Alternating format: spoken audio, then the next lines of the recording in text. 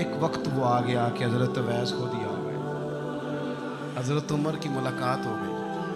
اب ذرا دیکھنا نشانیاں بتا رہے، کہنے لگے آپ کا نام اویس بن عامر ہے، مراد کی شاخ سے ہیں، یہ چہرے پر نشان ہے، ماں کے فرما بردار ہیں؟ کہا ہاں۔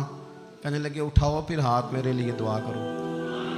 حضرت اویس بن عامر اویس کرنی رضی اللہ تعالیٰ عنہ کہنے لگے عمر میں آپ کے لیے دعا کروں؟ فرمایا کرو نا، اس لیے کہ مدینے والے حبیب نے کہا تھا دعا کرانا، حضور نے کرو نا دعا، ہم نے تو طے کر لی۔ ایک نقشہ محبوب نے بتایا تھا ایک دفعہ کہ وہاں سے آئے گا، ایک دفعہ وہ نقشہ بتایا تھا کہ وہ کرن کا یمن کا، ایک دفعہ کہا تھا وہ آئے گا، بس پھر میری عمر مدینے دے ٹبیاں دی تصویر بناؤندے ہی گزر گئی۔